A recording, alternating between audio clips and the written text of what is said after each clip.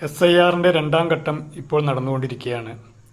2002 പേരൻസുമായിട്ട് ഉള്ള ബന്ധം എസ്റ്റാബ്ലിഷ് ചെയ്യാൻ കഴിയാത്തവർക്ക് നോട്ടീസ് കൊടുക്കുകയും അവരെ ഹിയറിങ്ങിന് വിളിക്കുകയും ചെയ്യുന്ന പ്രോസസ്സാണ് ഇപ്പോൾ നടന്നുകൊണ്ടിരിക്കുന്നത്. എന്നാൽ വോട്ടർ പട്ടികയിൽ പേരില്ലാത്തവരും അതുപോലെ പുതുതായി പേര് ചേർക്കേണ്ടവരുമായിട്ട് ധാരാളം പേരുണ്ട്.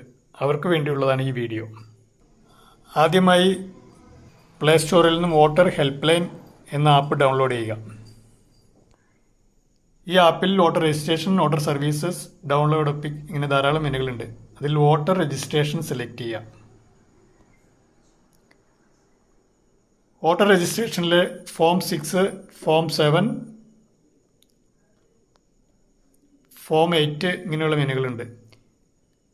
ഇതിൽ ഫോം 6 ആണ് പുതുതായിട്ട് വോട്ട് ചേർക്കേണ്ടവർക്കുള്ളത്. ഫോം 7 ഡിലീറ്റ് ചെയ്യാനുള്ളതാണ്. ഫോം 8 ഒരിടത്തു നിന്ന് വോട്ട് മറ്റൊരിടത്തേക്ക് ബൂത്ത് മാറുന്നതിനുള്ളതാണ് ഫോം 8. ഫോം 6 സെലക്ട് ചെയ്തിട്ട് do not have an account, sign up.